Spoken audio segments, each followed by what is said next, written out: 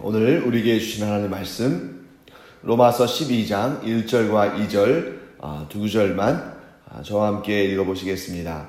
그러므로 형제들아 내가 하나님의 모든 자비하심으로 너희를 권하노니 너희 몸을 하나님이 기뻐하시는 거룩한 산 제물로 드리라. 이는 너희가 드릴 영적 예배니라. 너희는 이 세대를 본받지 말고 오직 마음을 새롭게 함으로 변화를 받아 하나님의 선하시고 기뻐하시고 온전하신 뜻이 무엇인지 분별하도록 하라. 아멘. 사도 바울의 권면이 이제 등장합니다. 여러분과 제가 이제 로마서를 우리가 공부한 지가 거의 2달이 넘었습니다. 이제 3달 가까이 되어 가는데 이제 이 12장에 와서 좀 뉘앙스가 바뀐 것을 여러분들이 좀 감지하실 수 있어야 됩니다. 왜냐하면 우리가 이전 시간까지, 지난주까지는 11장까지는 사도 바울이 아주 논리적이면서 또 구약과 신약을 넘나들면서 이 중요한 교리들에 대해서 전달했습니다. 그 교리의 핵심은 뭘까요? 로마서는 복음을 가장 잘 제시한 성경 중에 하나로 우리가 알고 있죠. 그러니까 그 내용들을 다 세세하게 복음의 내용에 대해서 우리가 다 점검하고 이럴 필요도 있겠습니다만 아주 간단하게 이 로마서 11장까지의 이 간단하게 우리가 내용을 정리하자면 이것이죠. 하나님은 유대인이나 이방인이나 다 포기하지 않으셨다는 거예요. 그러니까 하나님께서 이 유대인, 즉 이스라엘 사람들의 실패를 통해서 이방인의 많은 수를 구원하셨고 또 그 이방인의 많은 수가 주께로 돌아옴으로 말미암아 하나님을 섬김으로 말미암아 그것을 통해서 이스라엘이 질투함으로 또 이스라엘 가운데 많은 이들이 돌아올 것입니다. 또 이스라엘의 실패를 통해서도 이렇게 놀라운 구원의 역사가 일어났다면 이스라엘의 성공을 통해서는 또 얼마나 많은 유익이 있겠는가. 그러므로 하나님께서는 이스라엘도 유대인, 즉 이스라엘 유대인도 또 이방인, 또 이제 여기서는 뭐 헬라파, 그리스도인, 또 그 외에도 많은 사람들이 있겠습니다만 이러한 이스라엘과 이방인 모든 사람들이 구원받기를 원하시는 것이 하나님의 뜻이다 하는 내용들을 정리했습니다. 그 다음에 이제 12장에 들어오면 이제 급격히 좀 어조가 바뀌죠. 그래서 뭐냐면 그리스도인들에 대한 권면입니다. 너희들은 이렇게 살아라 하고 구체적인 삶의 그 지침들을, 권면들을 주는 내용으로 이제 12장부터는 흘러갑니다. 그래서 전반부는 어때요? 복음의 내용에 대해서. 중반부는 이 복음이 하나님의 은혜 가운데 모든 열방에 흘러가기를 원하신다는 그 뜻을. 그리고 후반부에 와서는 어떻게 됩니까? 그러므로 우리 그리스도인들은 어떻게 살아야 될지. 그런 구체적인 권면과 지침들이 등장합니다. 그러니까 이제 여러분과 저는 로마서의 후반부에 들어온 거겠죠. 그래서 오늘 아주 짧은 구절, 2구절만 우리가 읽었습니다만 이 2구절 가운데 사도 바울은 4가지의 권면, 4가지의 그리스도인의 삶의 지침을 주고 있습니다. 그래서 이제 2절인데 4가지의 삶의 지침이니까 우리가 이렇게 끊어있기를 잘해야겠죠. 그래서 제가 먼저 4가지의 권면, 4가지의 삶의 지침에 대해서 간략하게 먼저 소개를 해드리고 그 각각에 대해서 좀 자세히 살펴보도록 하겠습니다. 그래서 첫 번째 권면은 뭐냐면 너희 몸을 하나님이 기뻐하시는 산 제물로 드리라. 이게 첫 번째 권면입니다. 자, 두 번째는 너희는 2절에 나오죠. 너희는 이 세대를 본받지 말라. 이게 두 번째 권면이고 세 번째는 오직 마음을 새롭게 함으로 변화를 받으라. 이게 세 번째 권면이고 마지막 4번째 권면은 하나님의 선하시고 기뻐하시고 온전하신 뜻이 무엇인지 분별하도록 하라. 이렇게 4번째 권면이 나옵니다. 즉 첫 번째 권면은 1절에 나오고 두 번째, 세 번째, 4번째 권면은 2절에 나옵니다. 이것이 권면이기도 하고 명령이기도 한 것이죠. 그래서 우리 각각을 한번 살펴볼 텐데요. 첫 번째 권고 혹은 첫 번째 명령, 너희 몸을 하나님이 기뻐하시는 거룩한 산 제물로 드리라. 여러분 이 말씀은 우리가 많이 듣기도 하고 또 인용도 하고 기도하실 때도 우리가 이런 내용들 많이 하잖아요. 산제물로 드리라. 자, 그러니까 우리가 너무 익숙하다 보니까 그냥 이렇게 우리 몸을 또 우리의 삶을 우리의 인생을 하나님께서 기뻐하시는 거룩한 산제물로 드리게 하여 주시옵소서 하고 기도합니다만 이 뜻을 우리가 곰곰이 생각해 보면 굉장히 중요한 의미를 담고 있습니다. 신구약을 아우르는 내용이죠. 자, 여러분 구약 시대에는 제사를 어떻게 드렸습니까? 여기서 지금 제물로 드리라는 것은 제사의 한 장면이잖아요. 자, 구약 시대에는 하나님께 제사를 드릴 때 제물을 어떻게 드렸습니까? 짐승을 죽여서 그 짐승을 죽여서 하나님께 그 피와 그 살과 이런 것들을 드리잖아요. 즉 구약의 제사는 어떤 제사입니까? 죽은 제사죠. 죽은 제물을 드리니까. 그런데 신약에서 이 새 언약의 시대에서는 이 로마서의 말씀을 통해서 우리가 뭘 알 수 있습니까? 하나님께 드려야 할 제사는 어떤 제사예요? 산 제사라는 것이죠. 즉 예수 그리스도께서 단번에 드리는 제사로 말미암아 모든 죄의 문제를 이제 해결하셨습니다. 그러면 이 모든 죄의 문제가 해결된 이 시대를 우리가 새 언약의 시대라고 한다면 이 새 언약의 시대는 당연히 이전의 세대와는 드려야 되는 제사의 방법이 달라져야죠. 즉 예수 그리스도께서 그 십자가의 죽으심으로 새 언약의 시대를 여셨다면 그 제사를 드리는 백성들의 삶의 제사도 바뀌어야 됩니다. 그 이전에는 죄의 문제를 해결하기만 해도 급급했어요. 그러니까 하나님께서 왜 짐승의 죽은 몸을 가지고 제사를 드리려고 하셨냐면 그 생명을 죽임으로 말미암아 무엇을 깨닫습니까? 죄의 삭은 사망이구나. 그러니까 자기가 죄를 저지르면 이 죄값은 생명을 죽여서 드려야 되는 그러한 아주 두렵고 아주 무섭고 엄격한 것이구나 하는 것을 깨달아 아는 것입니다. 하지만 이제 이 새 언약의 시대에는 생명이라는 것이죠. 이 새 언약의 시대에는 이 죽음으로 드려져야 할 제사가 완전히 다 이루어졌기 때문에 이제는 새 생명을 얻은 자로서 그 하나님께로부터 은혜로 복으로 얻은 그 새 생명을 온전히 하나님께 드리라는 것입니다. 그렇기 때문에 이제 새 언약의 시대에는 더 이상 짐승의 죽은 생명을 드리는 것이 아니라 우리 즉 구속함을 얻은 우리의 생명을 산 제사로 하나님께 드리는 것입니다. 그렇다면 산 제사를 어떻게 드릴 수 있을까? 여러분 죽은 짐승을 제사로 드리는 것은 쉬운 일입니다. 왜냐하면 눈에 보이잖아요. 그 짐승을 소나 양이나 이런 것들을 죽여서 하나님께 드려서 태워드리면 이것을 제사를 드렸다고 우리가 하나님께서 이 제물을 받으셨다고 할 텐데 산 제사는 과연 어떻게 드리는 것인가? 그것은 바로 이것입니다. 우리의 살아있는 이 하루하루의 인생을 우리의 살아있는 이 하루하루의 삶을 하나님께서 기뻐하시는 삶으로 살아야 한다는 거예요.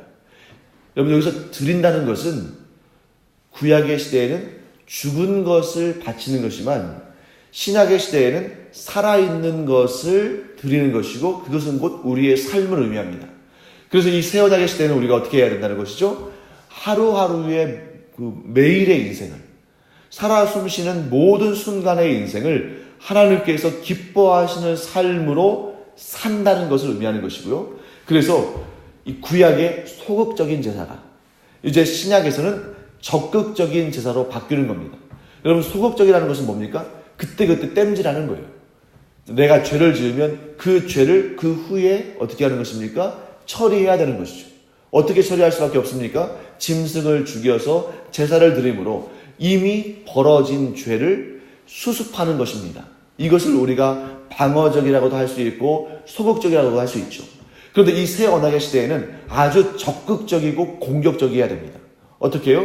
죄를 지은 다음에 그것을 뒷수습하려고 막 이러는 것이 아니라 죄를 짓기 이전에 이미 거룩하고 성결하고 또 하나님께서 기뻐하시는 삶을 적극적으로 행함으로 말미암아 하나님께서 우리를 돌아보실 때 그 마음이 즐거우시고 그 마음이 기쁘시고 이런 상태로 우리의 삶을 드려야 한다는 것이죠. 한번 여러분 생각해 보세요. 우리가 어떤 일을 저지른 다음에 뒷수습하려면 힘들기도 하고 기쁨도 없고 괴롭습니다. 하지만 어떤 일이 벌어지기 전에 오히려 선제적으로 적극적으로 누군가를 기쁘게 하고 누군가를 즐겁게 한다면 이 사람이 비록 좀 연약한 부분이 있고 좀 모자란 부분이 있고 한다 할지라도 이렇게 상대방을 막 기쁘게 하기 위해서 노력하는 모습을 본다면 아마 마음이 더 좋고 또 화가 나는 그 순간에도 누그러지고 할 것 같아요. 그래서 여러분, 이 새 언약의 시대에는 죄를 짓고 나서 그 뒷수습을 하기 위해서 소극적으로 반응하는 것이 아니라 보다 더 적극적으로 하나님을 기쁘시게 하는 삶이 어떤 삶인지를 우리의 삶 가운데에서 묵상하고 그것을 또 우리가 적극적으로 실천하는 그러한 삶이 필요하다 하는 것입니다. 이것은 바로 그리스도의 사역을 통해서도 드러났습니다. 자, 여러분, 예수님의 그 십자가의 죽으심은 어떤 의미가 있죠? 죄의 문제를 해결하는 것입니다. 이미 죄인 된 사람들의 죄 문제를 해결하기 위해서 그 죄값을 갚기 위해서 십자가에 달려 죽으신 것이죠. 그렇기 때문에 여러분 잘 생각해 보세요. 예수님의 십자가의 죽으심이 하나님께 기쁨이 됐습니까? 자, 이 죄 문제를 해결하기 위해서 당신의 사랑하시는 하나님의 사랑하시는 독생자 아들이 십자가에 달려 죽으셨어요. 그럼 그걸 가지고 하나님께서 기뻐하셨을까요? 만약에 그 십자가의 죽으심으로 하나님께서 기뻐하셨다면 예수님께서 십자가에 달려 죽으실 때 그렇게 하늘이 어두워지고 빛을 잃지 않았을 것입니다. 하나님의 진정하신 기쁘심은 어디에 있는 것입니까? 십자가의 죽으심이 아니라 무덤에서 부활하신 예수님의 부활에 있었던 것입니다. 만약에 예수님께서 십자가에 달려 죽으신 것으로 끝났다면 아마 그 빛을 잃어버린 그 하나님의 마음이 계속 그대로 됐을 거예요. 그러면 우리는 죄 사함을 받았을지는 모르지만 항상 우울할 겁니다. 왜? 나를 위해서 예수님이 죽으셨으니까. 나를 위해서 하나님께서 가장 극심한 슬픔을 당하셨으니까. 나를 위해서 하나님께서 그 마음에 고민을 갖게 되셨으니까. 고독을 갖게 되셨으니까. 왜? 우리 인간을 위해서 가장 사랑하시는 이가 죽었잖아요. 그런데 하나님의 마음이 기쁘신 것은 그 다음이죠. 죄와 사망의 권세를 이기시고 예수님께서 부활하셨기 때문에 그것이 하나님께는 영광이요 기쁨이요 즐거움이 되신 것입니다. 예수님께서 죄를 향하여 그 생명을 내어주시고 죽으심으로 그치신 것이 아니라 적극적으로 그 사망 권세를 이기시고 부활하셨기 때문에 이제는 우리의 삶에 이 드리는 제사가 바뀌어야 되는 것입니다. 이미 지은 죄 때문에 우리가 그것에 질질 끌려가는 인생이 아니라 죄를 짓기 전에 이미 우리가 먼저 하나님께서 기뻐하시는 거룩한 삶을 산다면 이것이야말로 우리가 할 수 있는 최고의 일이다 하는 것을 알 수 있습니다. 자, 두 번째 명령은 뭐였습니까? 2절 말씀 앞에 있죠. 너희는 이 세대를 본받지 말라 하는 말씀입니다. 자, 이 시대는 사탄의 권세 아래에 있는 죄악된 문화로 가득 차 있습니다. 예수님께서 죄와 사망의 권세를 이기셨지만 예수님께서 이제 재림하셔서 이 죄와 사망의 권세를 영원한 지옥에 던지시기 전까지는 아직은 죄와 사망의 그 문화가 이 땅을 덮고 있습니다. 제가 어제도 말씀드렸죠. 하나님께서 곧바로 예수 그리스도의 십자가의 그 권세로 그냥 즉시 이 죄악된 세상을 다 뒤엎으시고 죄와 사망의 권세들과 그 문화들을 다 없애버리시면 좋겠는데 왜 이렇게 질질 시간을 끌으시는가 하고 생각할 수도 있어요.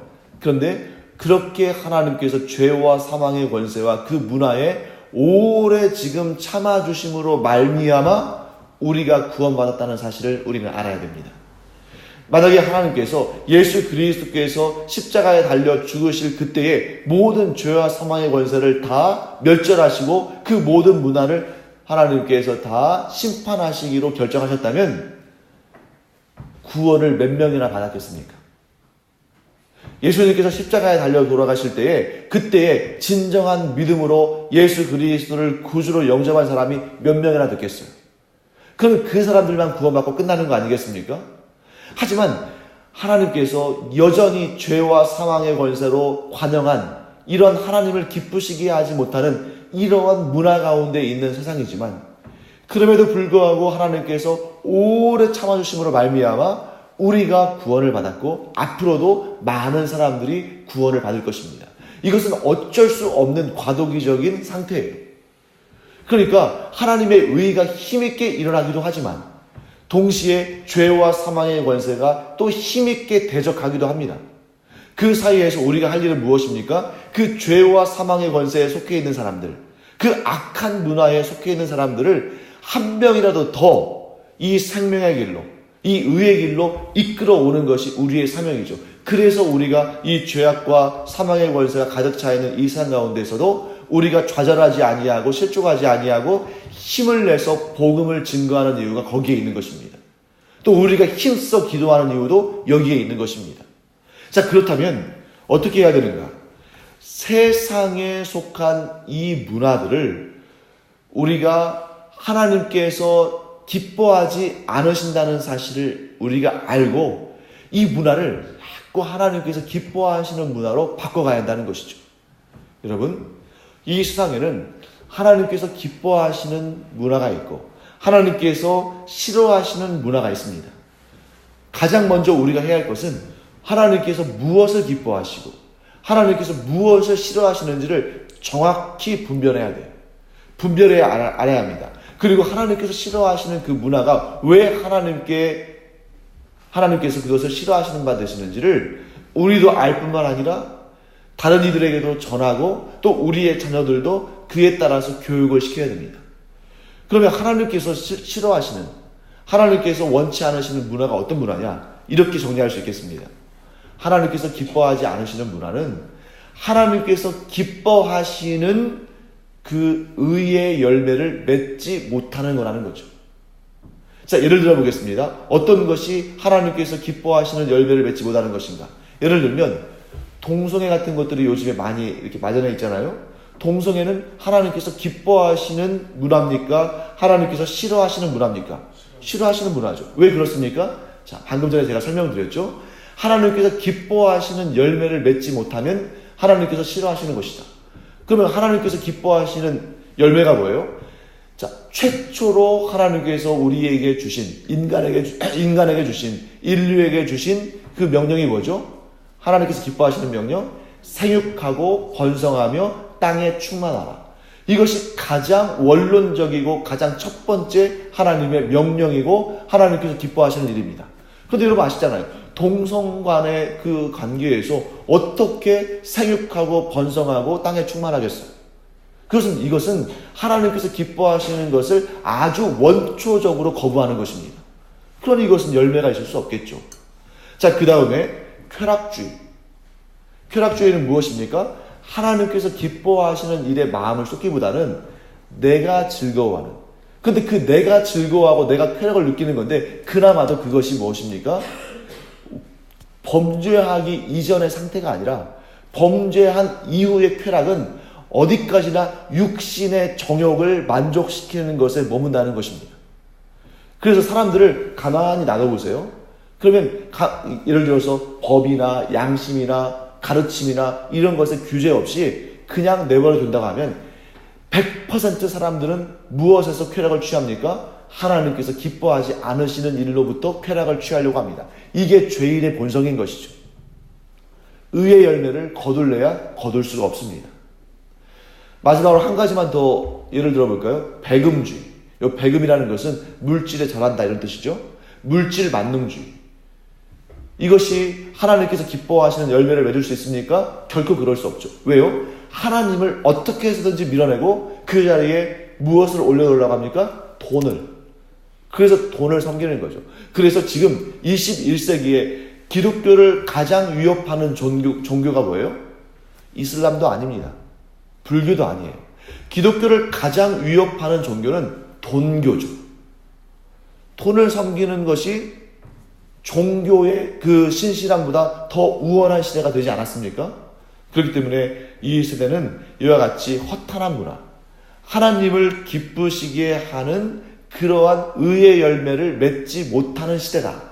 하는 것을 우리가 알아야 됩니다. 그러면 어떻게 반응해야 할 것인가? 방금 전에도 우리가 살펴봤죠. 소극적인 방어가 있고 적극적인 공격이 있습니다. 소극적인 방어는 뭐겠어요? 우리가 그러한 문화에 물들지 않도록 나를 지키는 것입니다. 근데 우리는 거기에서 머물러서는 안 되죠. 적극적으로 하나님께서 기뻐하시는 문화를 적극적으로 행하고 전파하고 다른 이들도 이러한 일들에 동참하도록 이끌어야 됩니다. 그래서 이제 가장 기본적으로 우리가 할 수 있는 것들 중에 하나가 뭐가 있냐면 요즘에 이제 수능 시험도 얼마 전에 끝났으니까요. 그런 것으로 한번 예를 든다면 학교에 여러분 아이들이 너무 성적 지상주의 또 이 사회가 성적으로 줄을 이렇게 쭉 세우는 그런 문화잖아요. 그것도 하나님께서 기뻐하지 않으시는 문화죠. 그러다 보니까 어린아이들이 두렵기도 하고 너무 걱정도 되고 하니까 컨닝을 하잖아요. 근데 우리 신대조 강염교회 주일학교부터 우리 중고등부 청년부 우리 학생들부터 우리 유초등부 학생들부터 시험을 볼 때 비록 내가 걱정도 되고 근심도 되고 다른 아이들보다 성적이 더 좋았으면 좋겠지만 그럼에도 불구하고 컨닝을 하는 것은 하나님께서 기뻐하시는 일이 아니고 그것은 결코 하나님께서 기뻐하시는 의의 열매를 맺을 수 없으니 우리부터 컨닝하지 않는 운동을 하자.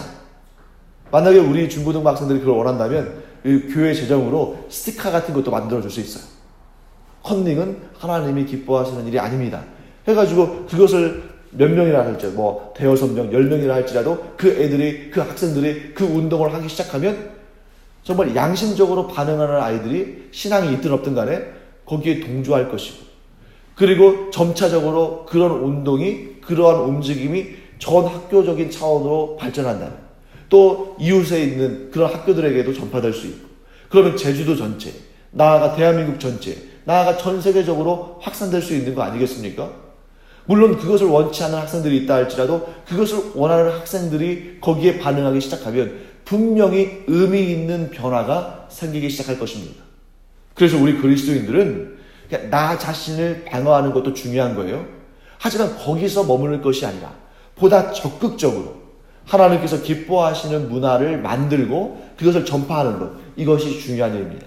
그리고 우리가 복음을 증거한다고 할 때에는 단지 우리가 이렇게 복음 전도지를 가지고 복음의 내용만을 전하는 것이 아니라 그 복음으로 말미암아 변화된 새로운 삶, 하나님께서 기뻐하시는 삶을 우리의 삶으로 실천하고 또한 사람들에게 전파함으로 말미암아 하나님께서 살아계심을 드러내는 것, 이것도 굉장히 중요한 부분이라는 것을 알 수 있습니다. 여기서 더 하면 아마 한 20분 정도 더 할 것 같아요. 그래서 6시가 됐으니까 가급적이면 제가 6시 전후로 끝내려고 노력을 합니다. 그래야 여러분들이 또 개인 기도할 수 있는 시간을 가지실 수 있으니까요. 그리고 오늘은 이 두 가지를 살펴봤고 내일 나머지 두 가지 오직 마음을 새롭게 하여 변화를 받으라, 이 말씀과 하나님의 네 번째 하나님의 선하시고 기뻐하시고 온전하신 뜻이 무엇인지 분별하도록 하라, 이 말씀을 내일 전하도록 하겠고요. 혹시 여러분들이 이제 이렇게 이어지는 말씀인데 그 뒷부분도 들어야겠는데 내일 내가 참석을 못해가지고 어떡하나 하시는 분들은 밴드 있잖아요. 제가 이제 강성원 목사의 설교 음원해가지고 거기에다가 동영상은 조금 무겁기 때문에 이 동영상을 이렇게 보는 것이 쉽진 않은데 이렇게 여러분들이 운전하시거나 평소에도 이게 음원을 가지고 들으실 수 있으니까요. 그래서 이제 이 음원을 여러분들이 가입하셔서 들으시는 것도 방법일 것 같아요. 참석을 못 하실 때에는. 그런데 어제 보니까 이 밴드를 제가 강성원 목사의 설교 음원을 밴드에서 치면 검색해서 들을 수 있도록 이렇게 공개 밴드를 했었는데 어떤 분이 저한테 이렇게 댓글을 주셨더라고요. 공개 밴드로 해놓으면 쉽게 검색해서 가입할 수 있지만 문제는 해킹을 당하기가 쉽대요. 그러면 이제 범죄의 표적이 될 수 있잖아요. 그래서 제가 그 말씀을 듣고 그럴 수 있구나 해가지고 어제 바로 비공개 밴드로 이렇게 만들었어요. 그러니까 여러분들이 누구를 초대하시면 그분들은 가입할 수 있지만 본인이 이렇게 검색해서 가입할 수는 없어요. 그래서 원하시는 분들이 계시다면 저에게 이렇게 제 전화번호를 아신다면 이렇게 문자를 보내시거나 하시면 제가 초대할 수 있고 또는 여러분들이 스스로 또 초대도 하실 수 있습니다. 그렇게 해서 새벽 기도를 못 나오시는 그런 피치 못할 사역이 계시다면 이런 음원들을 통해서 여러분들이 또 들어서, 왜냐하면 이렇게 강해는 계속적으로 이어지기 때문에 중간에 어느 부분이 빠지면 이 또 좀 논리적으로 연결이 안 되는 경우가 생길 수 있으니까요. 이렇게 음원들을 활용하시는 것도 방법이 되겠습니다. 자, 기도하겠습니다. 하나님 감사합니다. 오늘 저희들이 이 말씀을 통해서 소극적으로 우리가 방어하는 것에서 그치지 아니하고 적극적으로 하나님께서 기뻐하시는 삶을 삶으로 말미암아 이 세상을 하나님께서 기뻐하시는 그런 모습으로 변화시키는 그러한 적극적인 삶이 우리 안에 있기를 바라는 그런 기도 제목을 갖습니다. 하나님, 저희들 기도할 때에 이 세상이 하나님께서 기뻐하시는 모습으로 변화되는 그것을 꿈꾸며 힘써 기도하는 저희들 되게 하여 주시옵소서. 감사드리며 예수님의 이름으로 축복하며 기도합니다. 아멘. 이제는 우리 주 예수 그리스도의 은혜와 하나님 아버지의 무한하신 사랑과 성령의 감동, 감화, 위로, 교통하심이 이 시간 우리 자신을 이 험난하고 이 패역한 세대에서 지킬 뿐만 아니라 보다 적극적으로 주님의 그 복음과 하나님께서 기뻐하시는 삶의 문화들을 전파하기를 원하는 주님의 사랑하시는 일꾼들 위에 이제로부터 영원토록 함께 있을지어다. 아멘. 이 시간 우리 함께 기도할 때에 이 세대를 붙잡고 있는 악한 영들을 우리가 대적하며 하나님께서 기뻐하시는 문화와 삶을 적극적으로 살기를 원하는 마음으로 함께 기도하겠습니다.